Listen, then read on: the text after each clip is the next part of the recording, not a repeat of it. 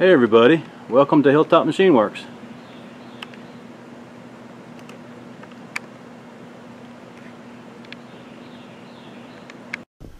Well, hey everybody, it is Tom here and we are back in the shop for another project.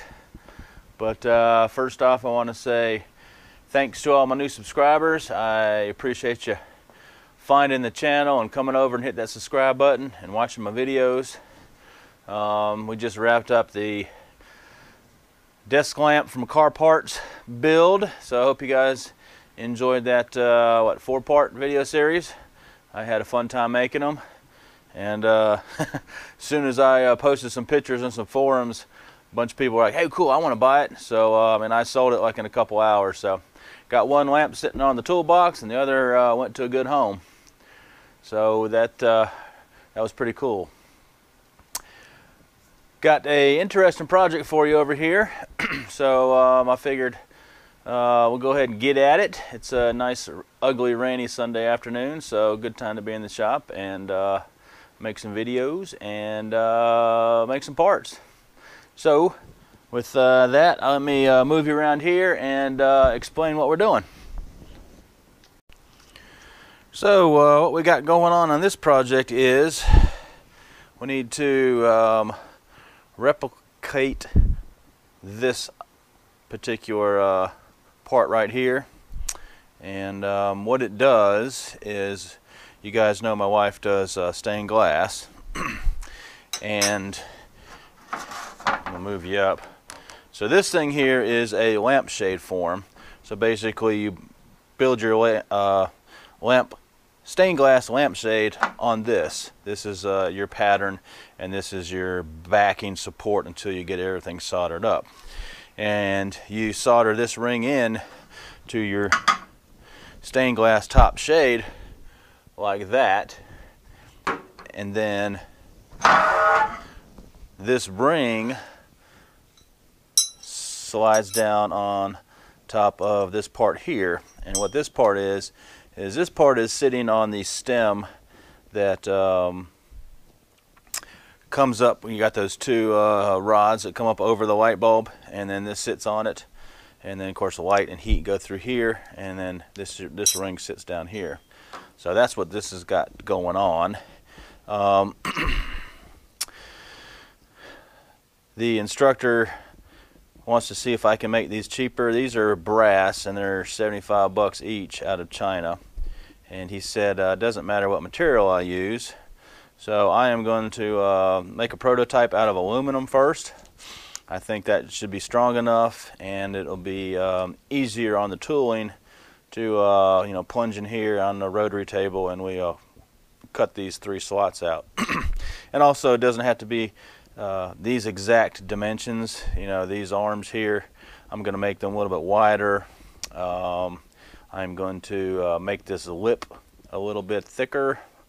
But the only things that are critical obviously is the dimension here that the ring slips over, and basically the dimension here, the height, which is somewhat critical. Obviously don't have to have this standoff here, it doesn't have to be proud. And I just came up with some dimensions. I think this is what we're going to kind of go for. I thought I had some stock down in the stock barrel. I thought I had some 6-inch diameter aluminum, but I do not. So I just got on the internet and hit up McMaster-Carr, and they are going to send me 5 drops. So I'll have that here in 2 days, since actually this is a custom order. They got to cut the stuff. So as soon as it comes in, we will get over to the lathe. I think the first order of operation is we'll go ahead and get the ODs that we need, and then once we get that, then we'll drill a center hole, and once that is done, we will put her on the rotary table, and we'll go and cut some of these spaces out here. It'd be a pretty simple operation, but should be fun. So stick around and we'll get to the lathe. Well, FedEx arrived, and I got my stock from McMaster-Carr. So we can get back on this project. And what's nice about you know, waiting a day or so to get this stuff is I got a chance to think about you know, the best order of operations. You know, that's the good thing about this hobby, or this skill set, so to speak, is, you know, if you're at point A and you need to make it to point B, there's several routes in between that you can take to get to point B, and none of them are wrong. It just depends on your skill set, your machines, your lack of machines, your tooling, your lack of tooling, you know, all that comes into play to figure out, okay, what's the best way to get there. And because originally I was going to do turn it on the lathe, go to the rotary table, and then finish it back on the lathe. And I think we can somewhat skip an operation. What I want to do is I'm going to take this over to the lathe, drill and ream out the 11/32 hole, and then I can use a gauge pin and we can locate it on the piece of stock, and that way I'll go ahead and dicom it up and we can lay it out so I can kind of get the pattern, and then we'll take it over to the rotary table. And what we'll do is we'll mill the slots out first, and then once we get that, then we can take it over to the lathe, and we can hold it in the 3-jaw in these 2 slots that way, like this. That way I don't have to make a mandrel. That way I don't have to try to, you know, hold it on this real thin edge and try to come in here and, you know, cut this OD. I think that's a winner. So let's go ahead and get over the lathe, punch this real quick, and then I got to get the rotary table set up. So here we go.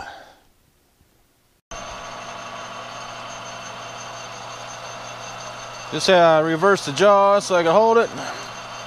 I didn't bother center drilling since it's aluminum. We're just going to punch right through this thing. It's a sharp bit anyways. Alright, let's ream the hole.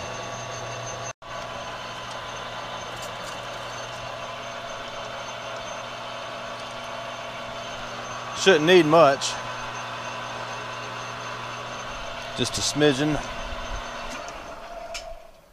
Alrighty, we break these edges and get it cleaned up and get some dicom on it, and we'll get back over to the welding table. So the part is all dicomed up. Got a gauge pin in there, centering everything up, and of course I got it held with a couple cant twist clamps. You can't have enough cant twist clamps in various sizes because they are definitely handy. So now what I'm going to do is scribe out the basically inner dimensions here to give us something to work off of. I'm going to increase the width of the web and this diameter, and of course the inside diameter right here. I'm going to go basically about, I changed my dimensions. I wasn't going to do originally half, but I think that's going to be too much. Won't be enough holes in the middle, so I'm going to go a 1/4 inch thick. That still should be plenty. And I'm going to use my Randy Richards scribe here. So if you watch my channel, I know you watch Randy, go over there and support his channel and buy a scribe. He's got them in round and hex and stainless, brass. Very nice scribes. So I am just going to mark this out, and then we'll go over to the mill. Well, I lied. I figured I'd show you a little more layout. So I've got it all scribed out from the original pattern, and now what I'm doing is got my Starrett number 243, and just playing with some measurements. I think I'm going to make this 400 thou. And let me get you guys turned down a little better so you can see it. Hopefully that light's not washing it out. Let me turn it a little bit. It looks like it's washing it out. That may be a little bit better. And right now, so this point here rides on the outer diameter, and I've got this set. And as hopefully you can see, I am just scribing that inside line. thickness I need. So there she is like that. So we're gonna mill out to this line here, and then I'm gonna do the same, just widen them. But I thought I'd show that quick little one. This is a handy little tool. If you can pick one up cheap on eBay, that's what I did. It's got a previous owner's initials in it. Yep, somebody else's too, so it's changed hands a couple times. Oh wow, man, old Joe Pye makes it look easy.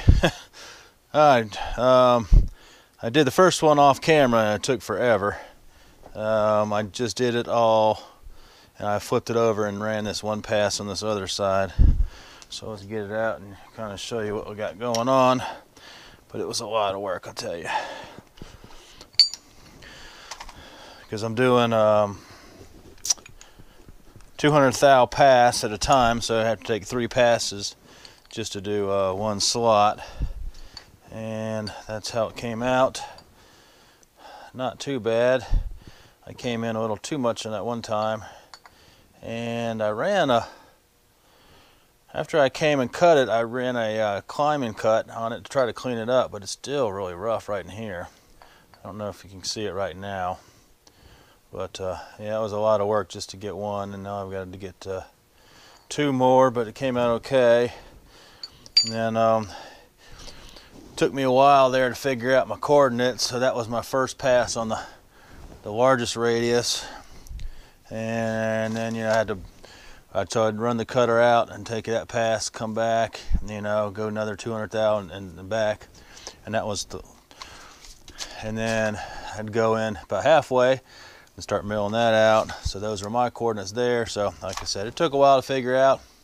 Let me get this cleaned up and we'll get this set up, and we'll work on chewing a little bit out on camera. Okay, I'm all set up. Got you in a decent position. You may need to turn your audio down a bit because the mill is going to be running, the rotary phase converter is going to be running, and I'm going to have to blow air in there to keep the chip evacuation. We're going to do 200 thou pass. We're going to go all the way to that radius here, and then we'll bring it around, rotate into the rotary table, and then we'll come all the way back and plunge again 200 thou, and rinse and repeat. So here we go, guys.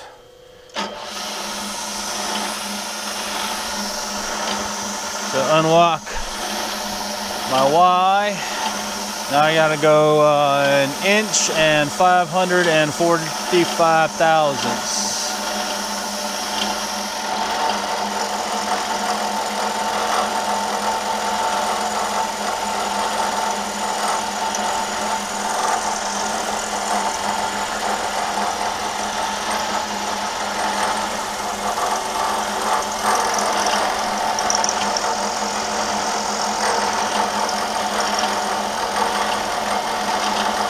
Running about 700 RPM on a 1/2 inch 2-fluter. 1,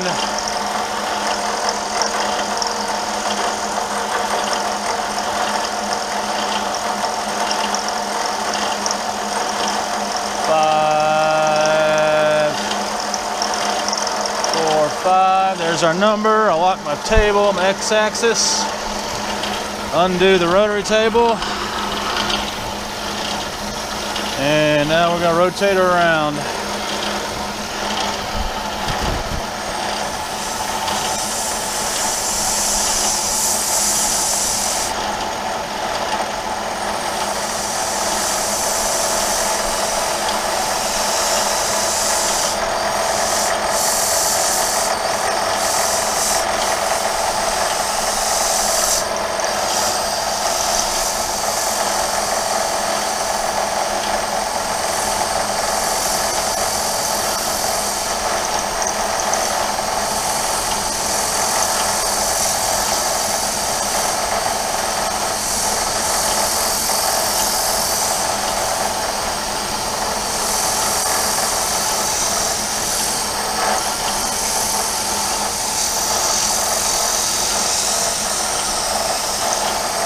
As you can see, we got a ways to go. Taking out a lot of material.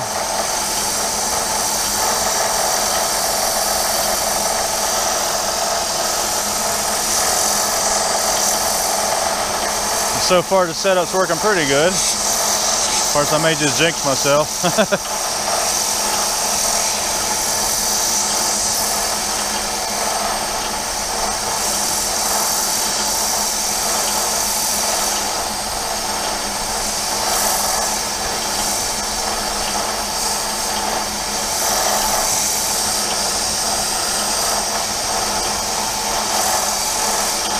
Alright, we're getting close here. Check my dial on my table here.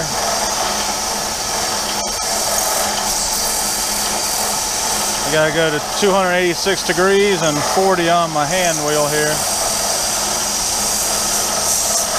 And we are coming up on it now.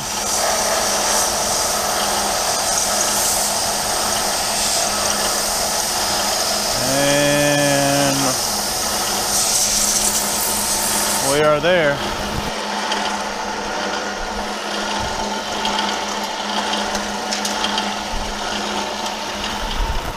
So now all I'll do is I back her out and rinse and repeat. So I'm not going to bore you with it, guys. I will get a couple more passes done, and then once we get close to making a hole, I'll bring you back.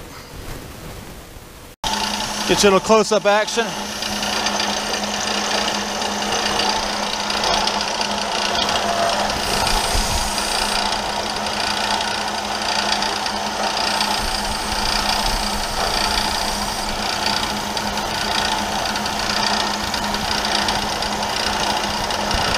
Turn you a little better there.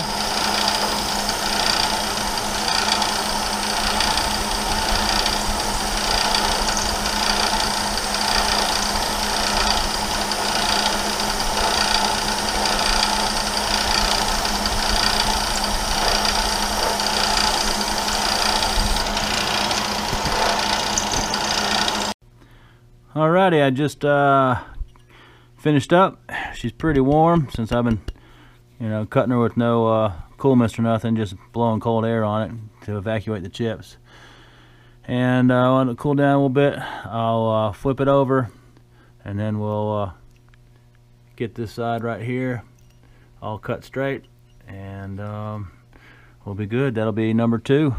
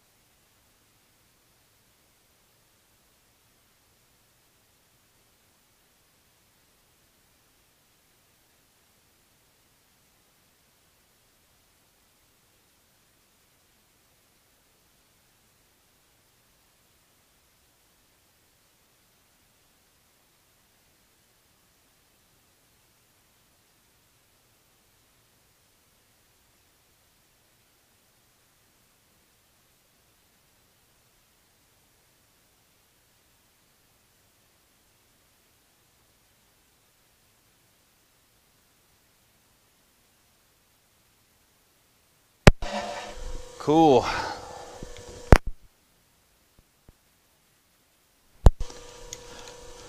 And flip her over, and I'll do this one off camera.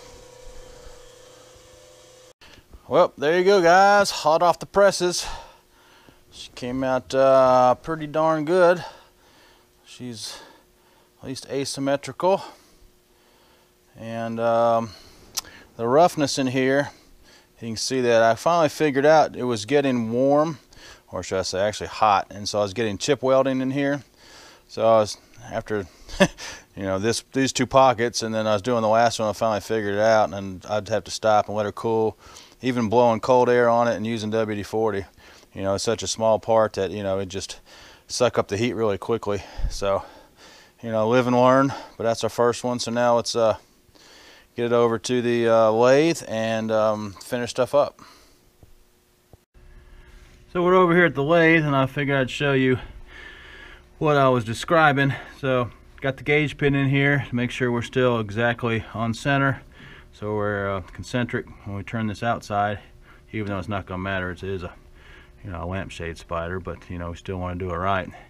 And so now what I've done is I pulled the jaws out, so now we're gripping on the inside of the 3 pockets that we milled. So now I can reach the outside diameter. So now what we got to do is go ahead and turn this OD here for the ring to fit on, and get a chance to try out those. So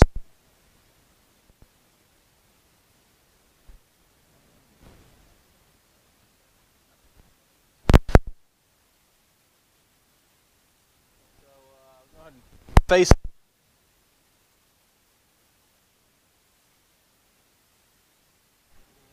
cut, obviously. And hold on, I'm going to power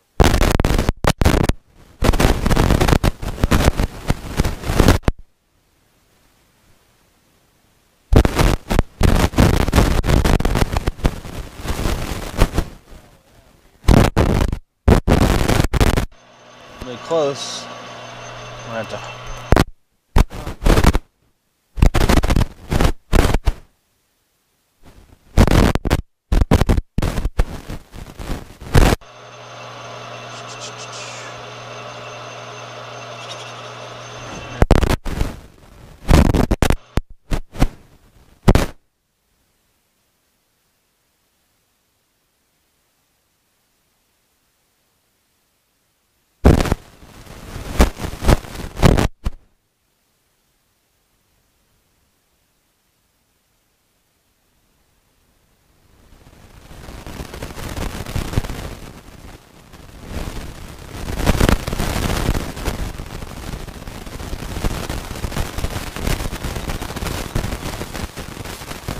skimming it about 1/8 thou. See how this cleans up.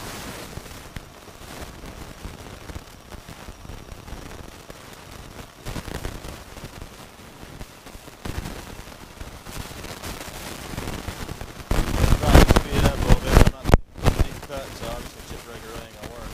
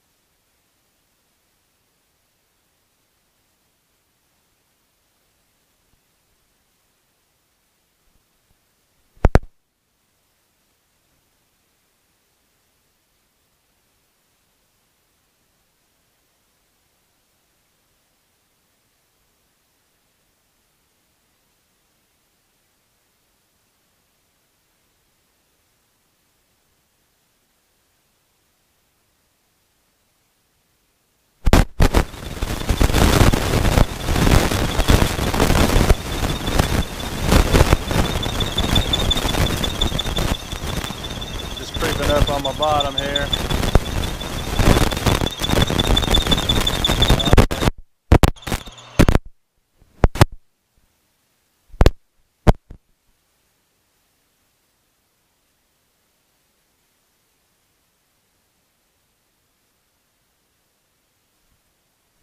Camera.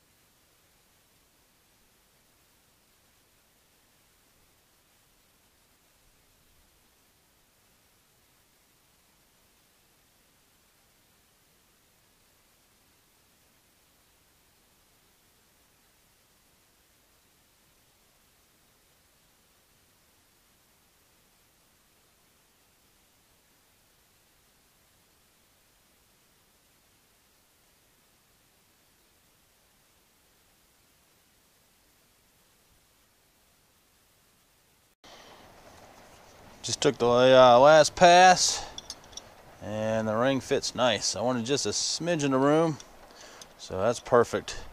Because these are, I'm not sure what the tolerances are going to be on these, so if we end up using another one, then I want it to fit. I have to come back and machine it. So just about 10 thou on each side, so maybe 20 thou total.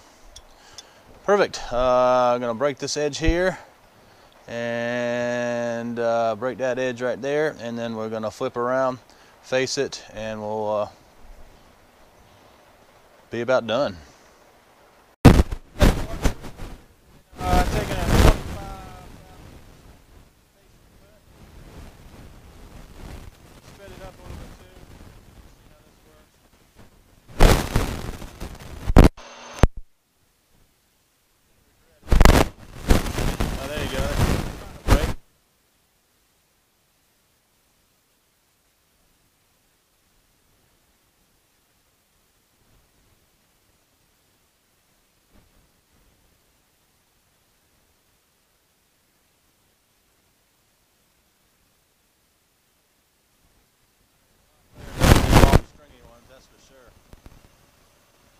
Looks like a good surface finish also.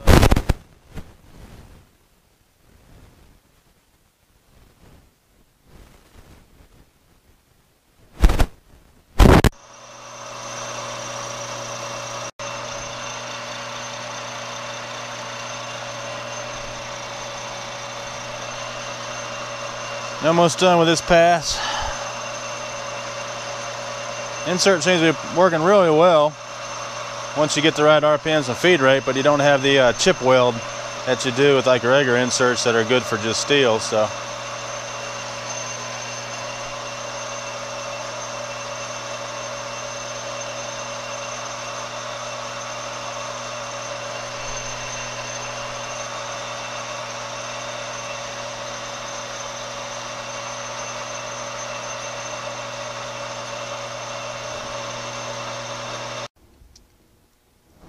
face is all done. We got the thickness we needed for this second OD. So we just have to break a couple edges and polish her up a tad bit, and we are done. Let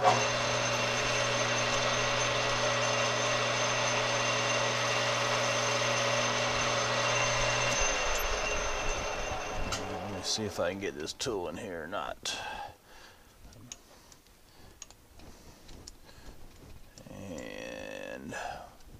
Looks like we're going to do this one by hand. We are really, really close.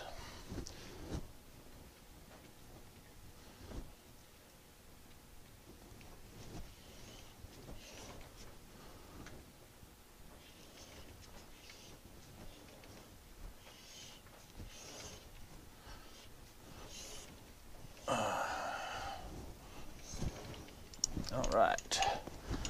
Sweet. We have us a part. Well, there you go, guys. It is a wrap. We have us one lampshade adapter, spider kind of thingy dingy. It came out pretty good. I will say this is definitely a job for a CNC mill if you had to mass produce a bunch of these. And learned a couple things. Surface isn't great right in there. That came from chip welding, so I'll know next time. Reference either letting the part cool down after a couple passes, or I guess I could use spray or flood coolant, try to keep the part cool. But here's the ring that'll get welded into the stained glass lampshade, and then this, obviously, it will fit right down on her. So I am pleased. Came out nice.